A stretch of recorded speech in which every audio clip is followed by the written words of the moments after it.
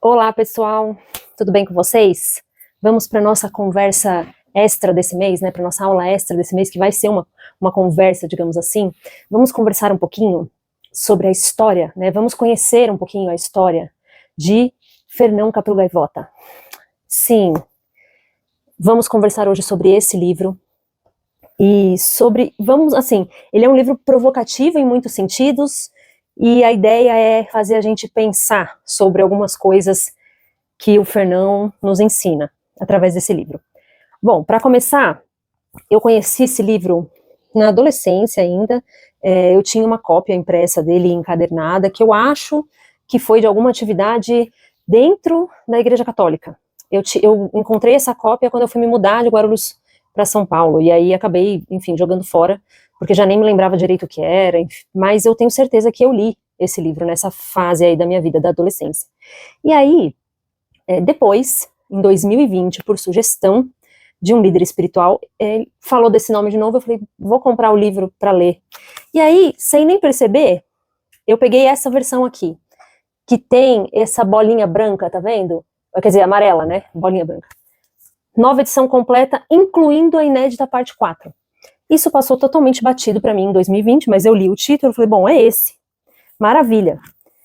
E, de fato, ele tem 4 partes, ou 4 capítulos. Ele é um livro curto, apesar dele parecer grossinho, ele tem muitas fotos de gaivotas no meio, assim, páginas inteiras de gaivotas, então ele é um livro de se ler numa sentada, tá? Então quem quiser ainda ler depois dessa conversa, se sentir curioso para ler os detalhes, leiam, vale muito a pena, mas de qualquer forma eu vou falar bastante já sobre ele, ao ponto de quem também não quiser ler e só reter o que é bom dessa conversa, já vai ser o suficiente, tá? E aí eu vou, enfim, apresentar a vocês quem era Fernão Capelo Gaivota, afinal de contas, né? Fernão Capelo Gaivota era uma gaivota que não aceitava ser uma gaivota. Fernão Capelo era uma gaivota que não queria se comportar como o bando de gaivotas, a família dela, enfim, o que quer que seja. A gente tem aqui no livro, né? A maioria das gaivotas não se preocupa em aprender mais que o mínimo no que se refere a voar.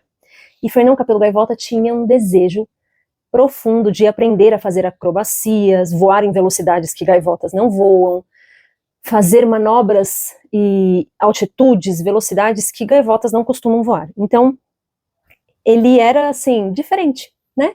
Ele queria algo mais do que simplesmente comer, voltar para a praia e dormir, e procriar, né? Enfim, ele já não tinha uma consciência, vamos fazer uma análise aqui, de uma gaivota comum. Ele já era diferente. Os pais do Fernão pegavam muito no pé dele por causa disso, porque tinham medo que ele se machucasse tentando fazer as manobras que ele tentava aprender, enfim, nem vou julgar os pais do Fernão também. Depois que ele tomou um esporro dos pais, ele tentou se manter ali no trilho. Ele falou, não, quer saber, meus pais têm razão, minha família tem razão, o ancião do bando tem razão, eu estou me expondo a riscos desnecessários, eu tenho que me limitar, eu tenho que viver a vida exatamente como o meu bando vive, porque isso é a vida de uma gaivota, né? Tem um trecho do livro que diz o seguinte, que em determinados momentos ele se sentia melhor com a decisão de ser apenas uma gaivota do bando. Porque ao mesmo tempo que ele queria aprender a voar, tem uma certa dificuldade, ele se machucava bastante, era bem cansativo, então em alguns momentos essa decisão, essa certeza de que ele deveria ser só mais um era também reconfortante para ele. Era uma zona de conforto, era uma sombrazinha aparecendo ali na consciência do Fernão Capelo Gaivota, né? E um dia ele cansado, voando sobre o mar ali à noite, pensando sobre isso, que era mesmo a melhor coisa, que era mesmo, ele precisava desistir desse negócio de aprender acrobacias, e que ele precisava encontrar a paz de ser somente uma gaivota, e aí, de repente, ele olhou assim, em volta, estava de noite, né, e aí ele falou, bom, eu preciso voltar para a praia, porque gaivotas não voam à noite, e aí a voz falou, exatamente, você já não é uma gaivota mais comum, você nem percebeu que você está voando de noite e não está dormindo. E então ele entendeu que ele precisava voltar a praticar aquilo que ele já estava fazendo desde sempre por instinto. Aprender a voar em altas velocidades, fazer manobras sozinho, porque ele não tinha quem ensinasse ele. A partir daquele dia, olha que interessante, né? Nenhum tempo lhe sobrou para conversar com outras gaivotas. E ele começou a fazer acrobacias, e no universo das gaivotas disse que ele foi o primeiro a fazer acrobacias, a conseguir fazer como sendo uma gaivota no planeta inteiro. E aí ele pensou com alegria, quando ele conseguiu concluir as acrobacias, porque nem sempre ele estava voando ali na frente do bando, ele pensou, caramba, quando essas gaivotas souberem da minha grande façanha, que eu estou conseguindo fazer manobras, nossa, eles vão ficar super orgulhosos, quanta coisa há mais agora para se viver. Em vez do nosso monótono voo de ida até os barcos de pesca, para comer e voltar, há agora uma razão para viver. Podemos nos erguer da ignorância, nos considerar criaturas exímias, inteligentes, hábeis, podemos ser livres, podemos aprender a voar. Ai, coitado do Fernão, tão inocente, né? Quando ele chegou de volta, o ancião do bando falou, Fernão Capelo, ao centro. O bando das gaivotas tem um rito que diz que quando o ancião chama alguém no centro da roda de gaivotas ali do bando, das duas uma, ou ele vai ser homenageado ou ele vai ser expulso do bando. E o Fernão Capelo não foi homenageado, foi expulso, foi mandado embora. Ele diz aqui, ao centro implicava ser humilhado ou engrandecido. Uma gaivota jamais responde ao conselho dos anciãos, mas a voz de Fernão se ergueu. E responsabilidade, ele foi acusado de irresponsável. Meus irmãos, quem é mais responsável do que uma gaivota que descobre um significado, uma finalidade maior que a vida? E então, o bando ficou congelado por ele estar respondendo para o ancião e ele simplesmente virou um pária, ele foi rejeitado. Fernão Gaivota viveu solitário o resto de seus dias, mas voou para muito além dos penhascos do fim do mundo, que era o local onde o bando vivia. Sua única mágoa não era a solidão, e sim que as outras gaivotas se recusassem a acreditar na glória do voo que as esperava. Recusavam-se a abrir os olhos e enxergar. Ele aprendia mais, continuou aprendendo, mesmo sozinho, enfim, seguiu a vida dele, mas se tornou um pária. E aí você pode estar pensando, né, nossa, já sei onde vai dar essa história. Isso parece história de coach, Rafa. Uma gaivota que não aceitava ser uma gaivota e conseguiu ser uma gaivota extraordinária. Calma. Calma que essa ideia é só esse começo, a gente tá na parte 1. Calma, tá? Que vai muito além de só ser uma historinha coach motivacional, para você ser mais do que si mesmo. Calma.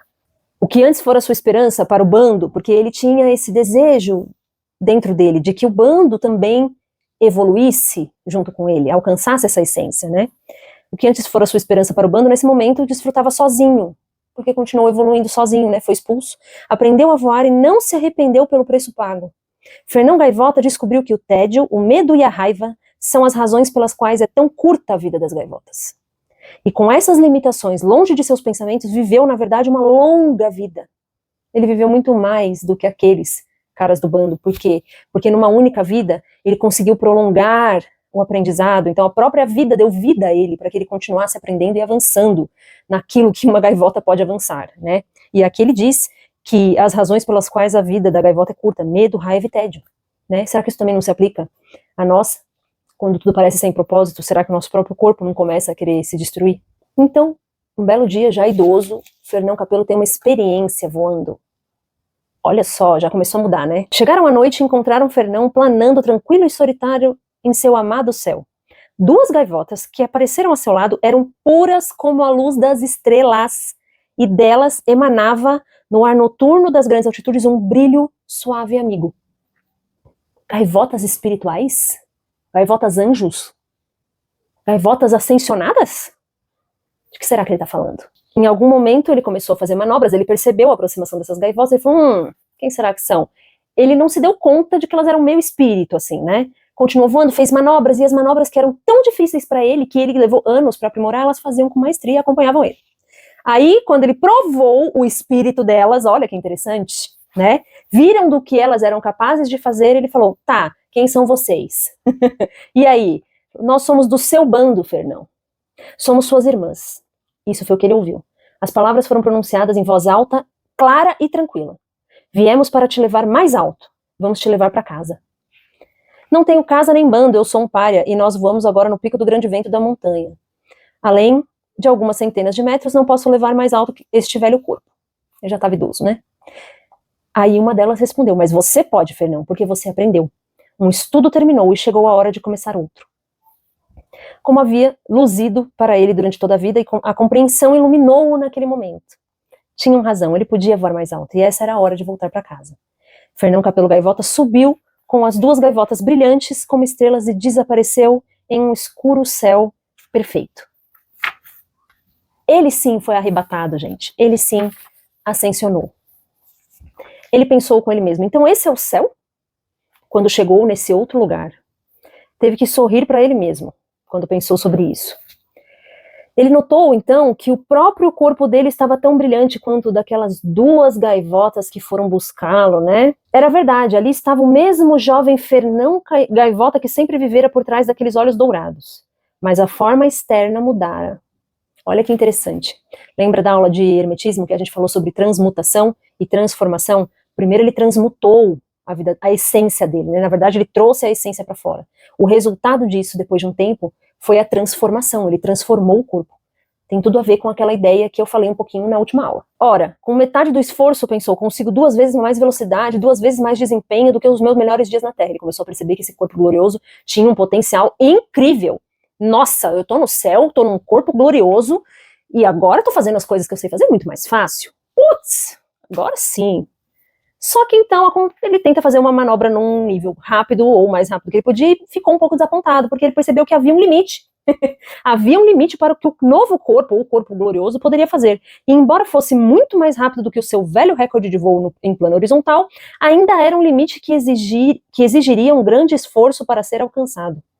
No céu, ele pensou, não deveria haver limites. E aí aqui, nesse novo lugar, a gente começa a perceber que não era o céu, mas sim um novo nível dimensional, onde sim, ele estava num lugar melhor do que a Terra, lá no penhasco do fim do mundo, da onde ele veio.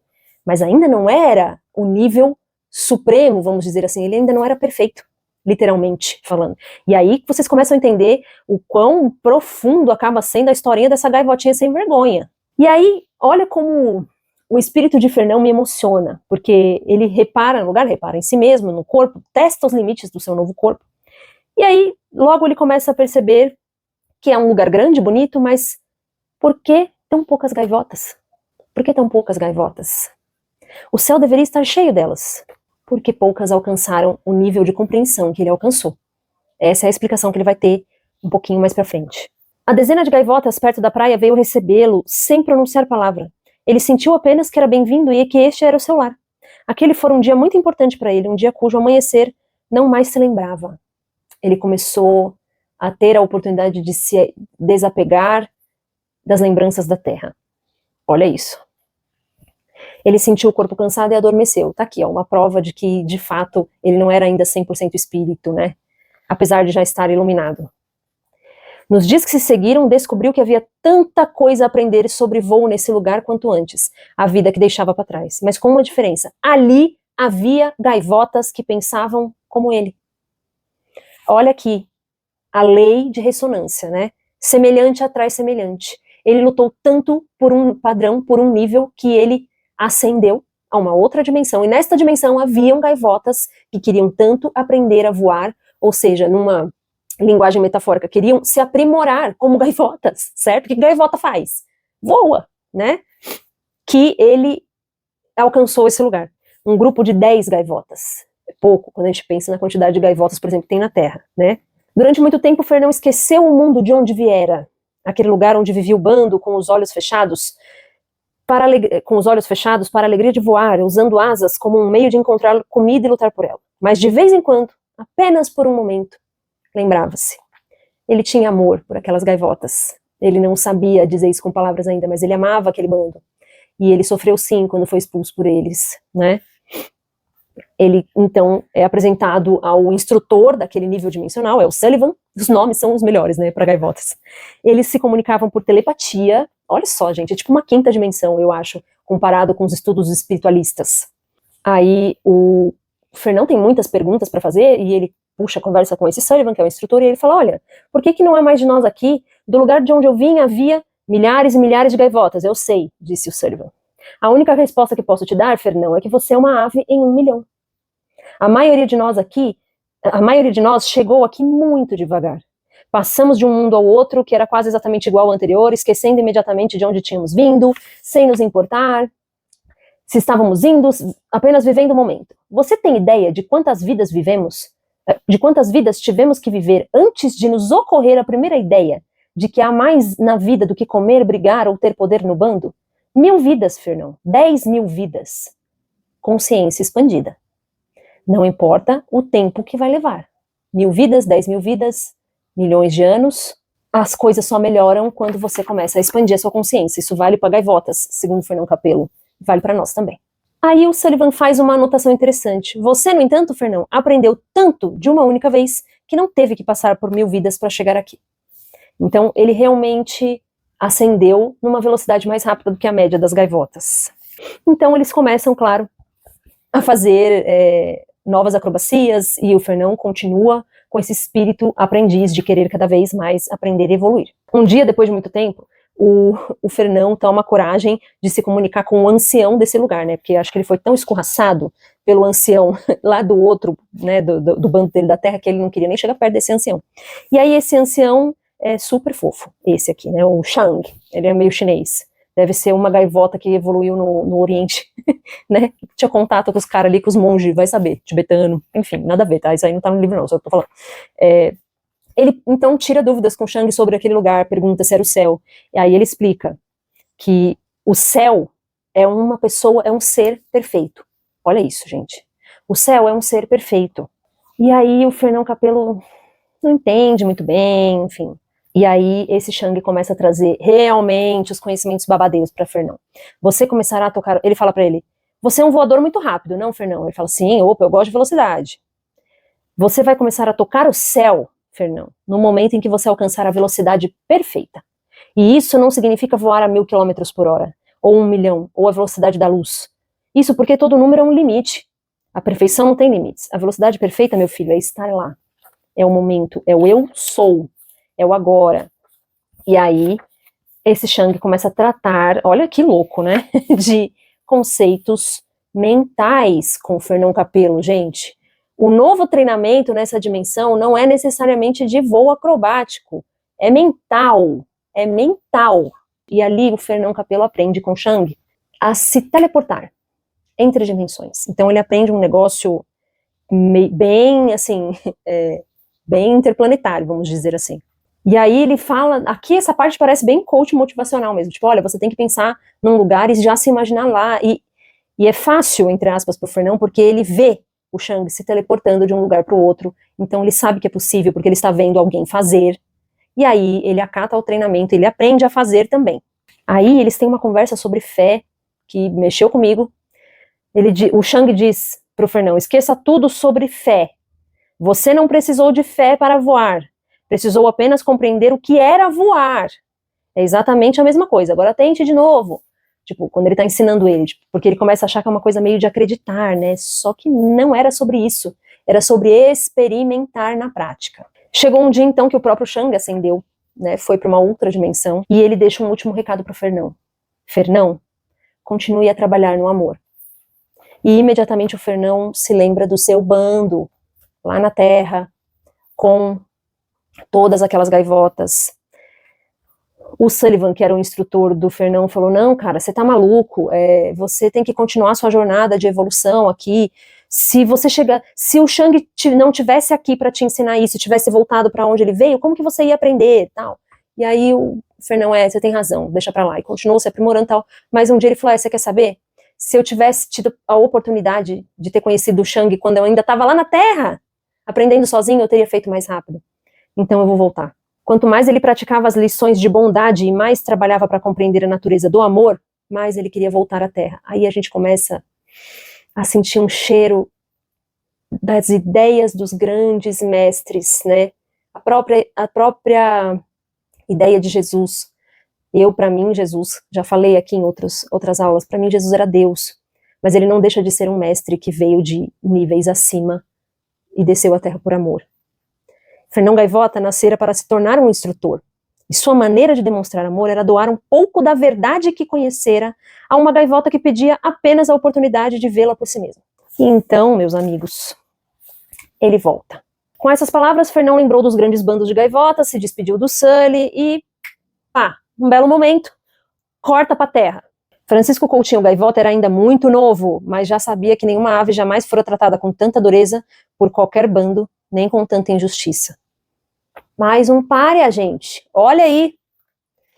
Mal sabia ele que um dia Fernão Capello também já tinha sido expulso do bando, né? Não me importo com o que eles dizem, pensou furioso. Há tanta coisa mais no voo do que simplesmente bater asas de um lugar para o outro. Tá louco, até um mosquito faz isso.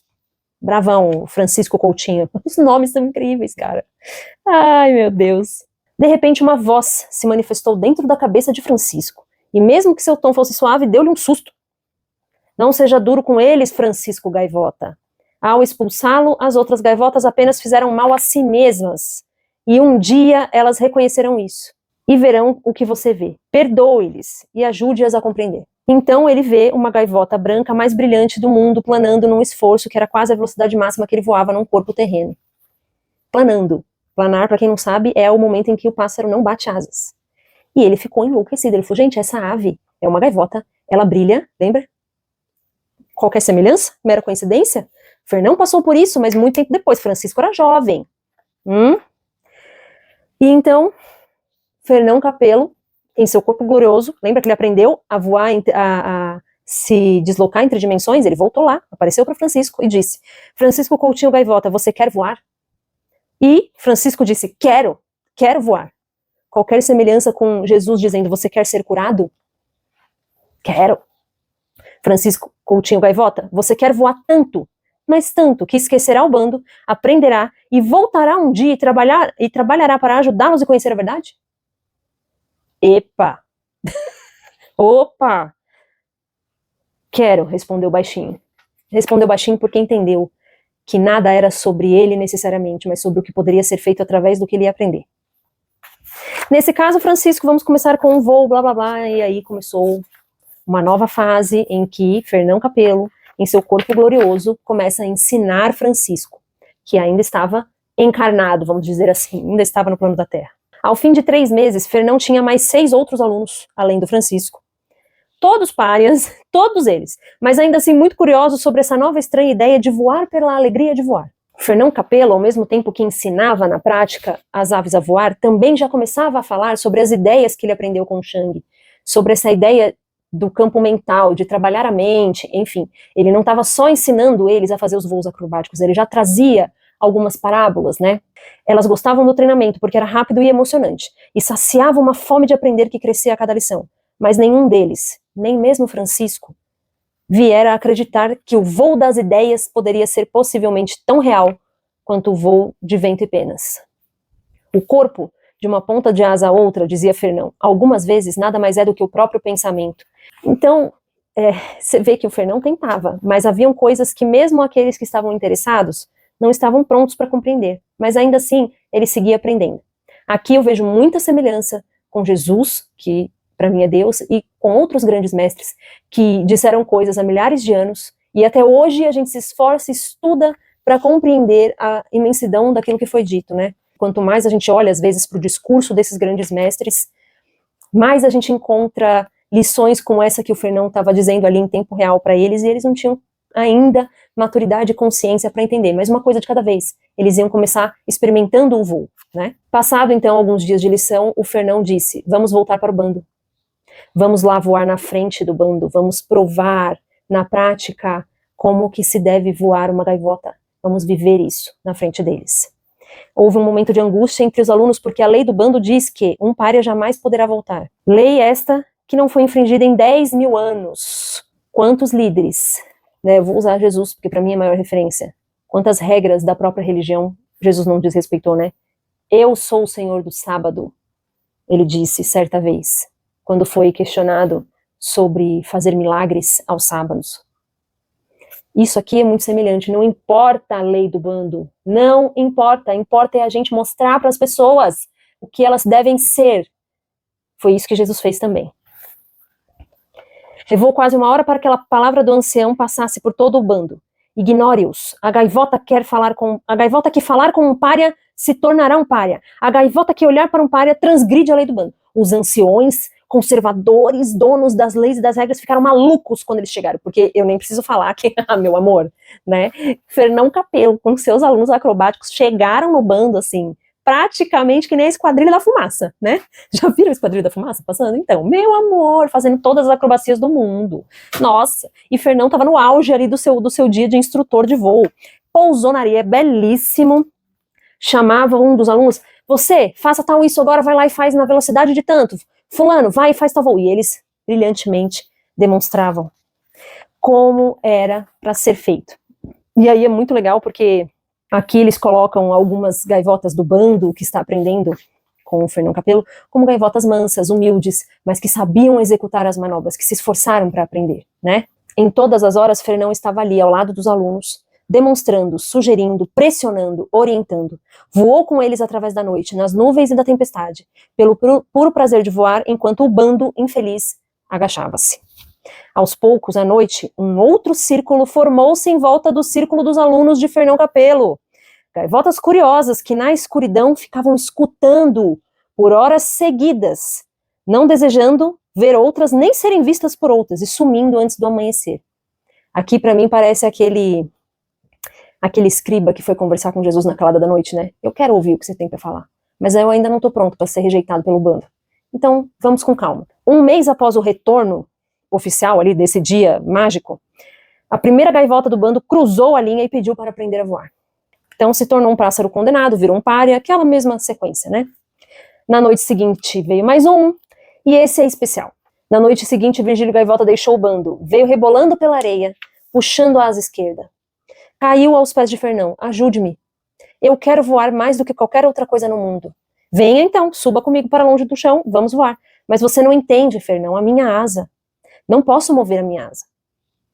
Virgílio Gaivota, você tem liberdade de ser você mesmo, seu verdadeiro ser, aqui e agora, e nada pode detê-lo. Essa é a lei da grande gaivota, a lei que está aqui. Você está dizendo que eu posso voar? Eu digo que você é livre. Tão simples e rápido, ele abriu as asas e voou. Alguma semelhança com levanta-te e anda? Seus pecados estão perdoados? Igual, né? E ele, no meio da noite, levantou voo, a asa dele se corrigiu e começou a gritar, né? Eu posso voar, ficou feliz. Ah, o bando ficou maluco. E ele falou coisas muito simples, né, o Fernão, que é certo para uma gaivota voar, que liberdade é a própria natureza de seu ser, que tudo que dificulte essa liberdade deve ser posto de lado, seja ritual, superstição ou limitação sob qualquer forma. Posto de lado, disse uma voz na multidão, mesmo que seja a lei do bando, a única e verdadeira lei é a que leva à liberdade, respondeu Fernão. Não há outra lei. Nossa! Pra quê, né? O caos. E aí, de tão ousado e de tão glorioso que era o Fernão, começam a aparecer as primeiras evidências de que algo triste um dia ia acontecer. Como você espera que a gente voe como você, Fernão? Você é especial, talentoso, divino. É muito melhor que as outras aves.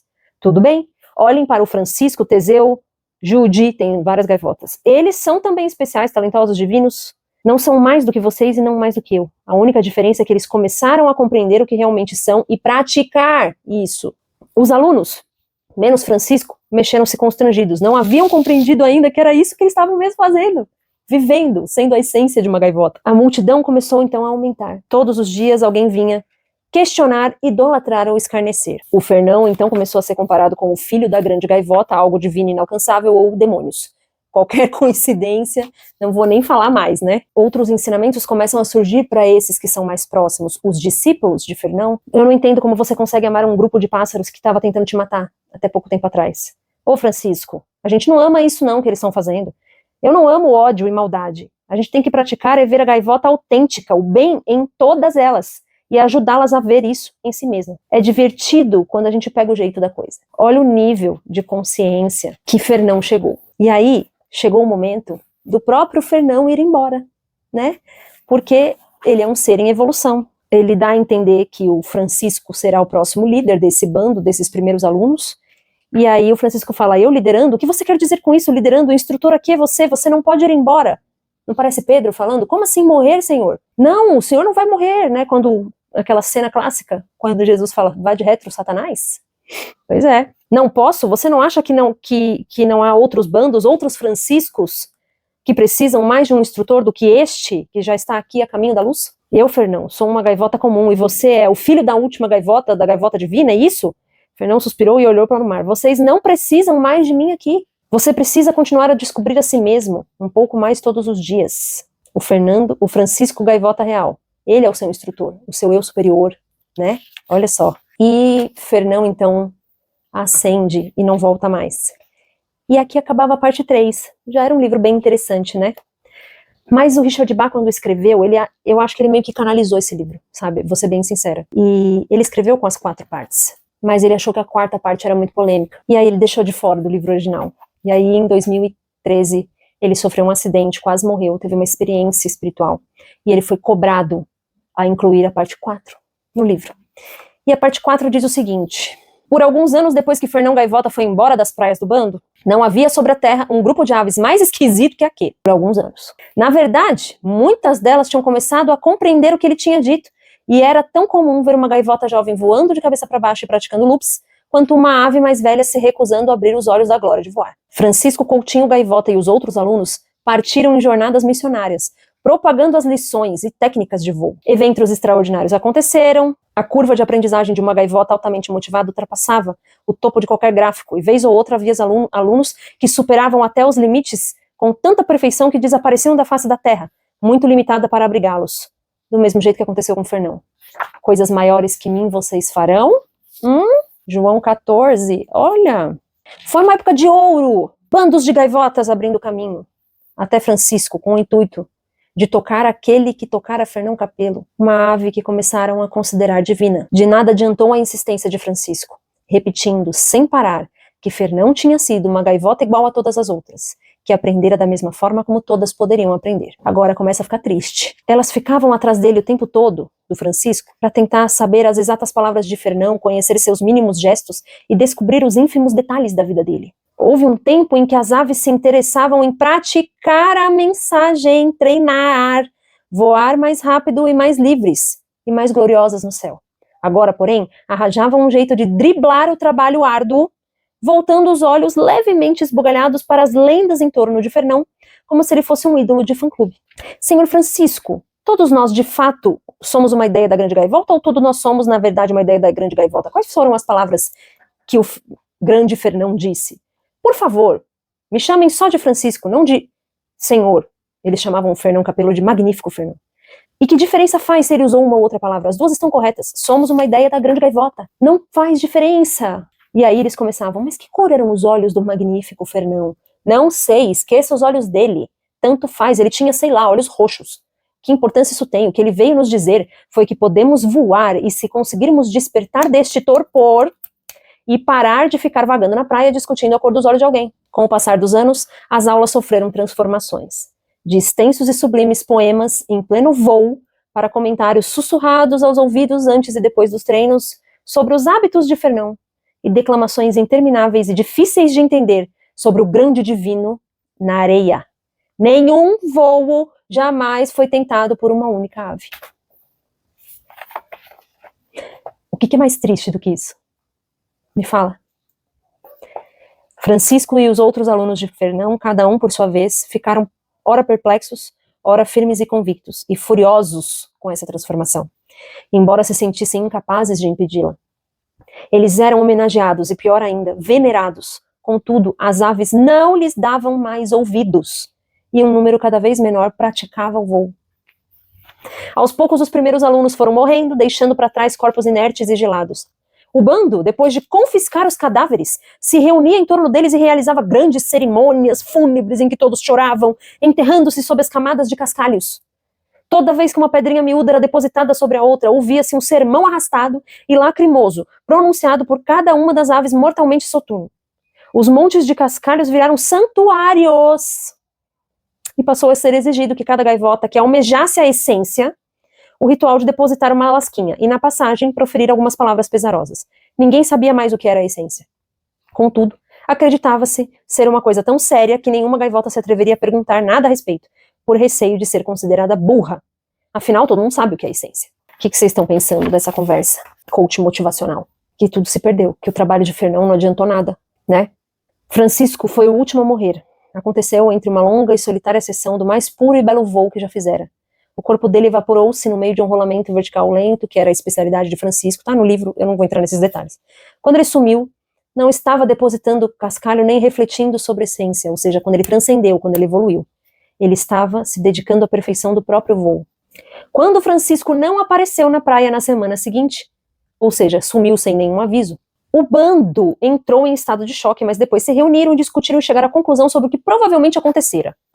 Foi dito que Francisco Gaivota estava sendo visto rodeado pelos seus 7 primeiros alunos, em pé sobre aquela rocha que dali para frente passou a se chamar Rocha da Essência. Então as nuvens se abriram e o próprio grande gaivota, Fernão Capelo Gaivota, envolto em plumas reais e conchas de ouro, com uma coroa de não sei o que, teria o chamado para a Praia da Essência. Francisco levantou-se como num passe de mágica.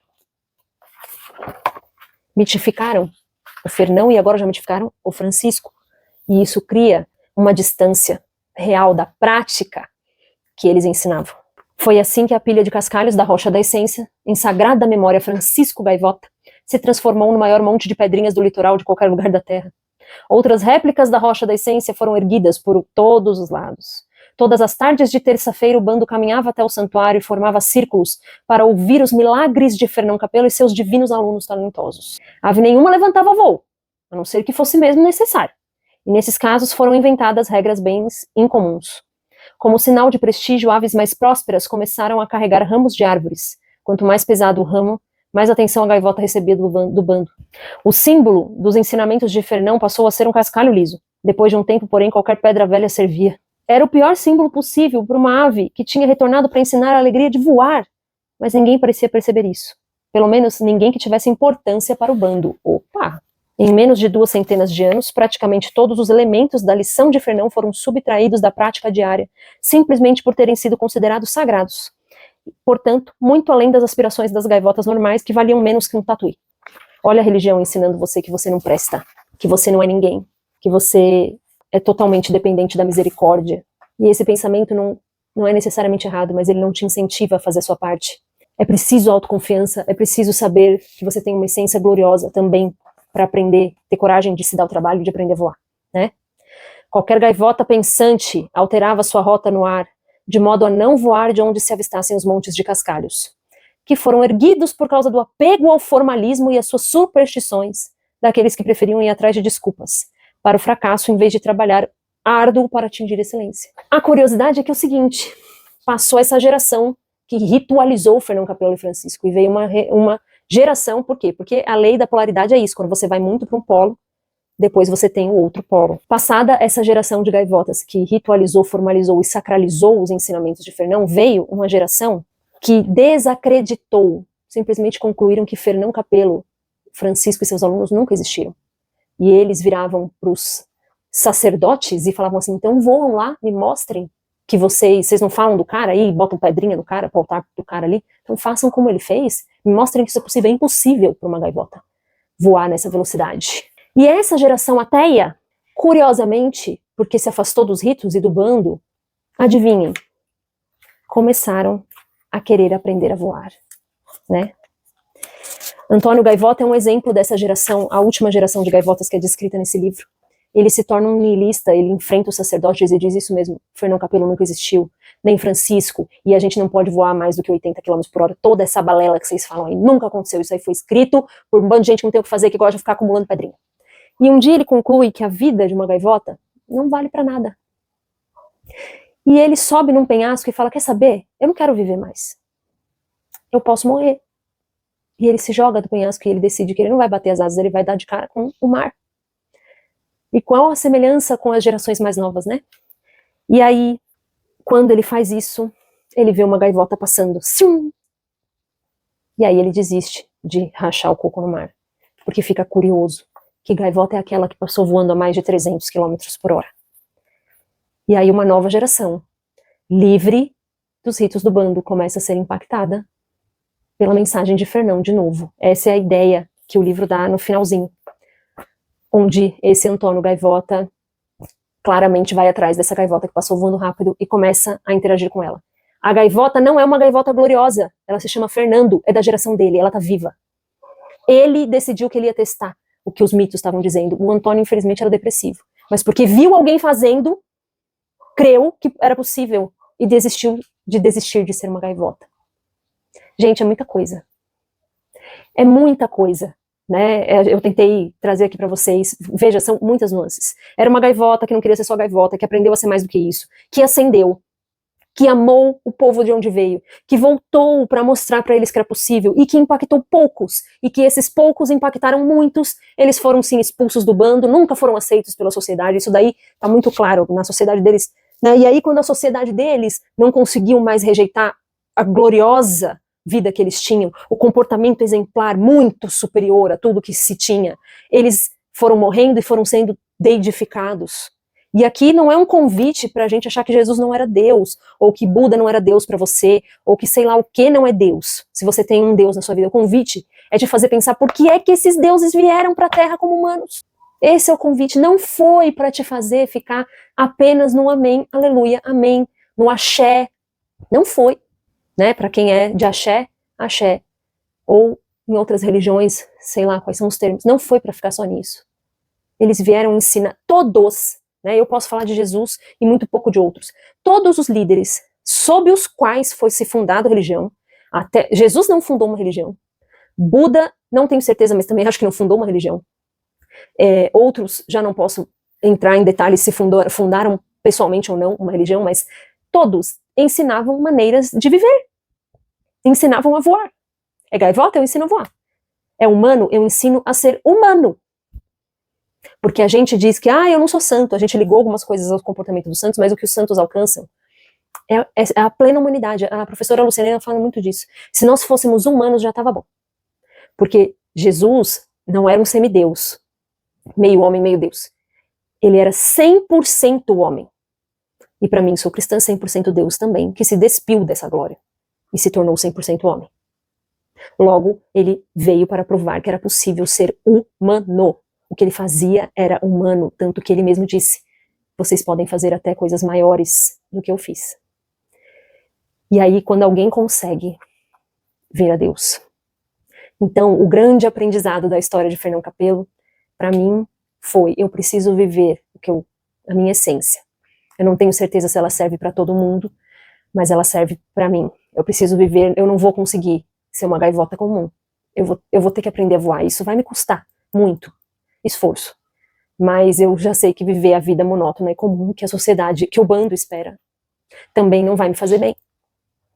E eu também sei que eu preciso ficar atenta às referências, que são apenas referências, que não adianta eu querer ler sobre os grandes mestres. Eu preciso praticar o que eles aconselhavam. Eu preciso rever o que eles disseram e tentar praticar.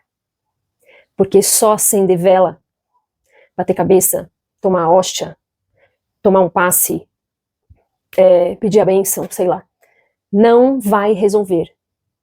Isso até acho que é importante e não rejeito. Acho que é parte do nosso processo. Mas isso precisa ser vivido com alguma profundidade, né? Acho que ritualizar e que sacralizar o Fernão não teria sido tão ruim se as lições de voo não tivessem sido cortadas, de fato.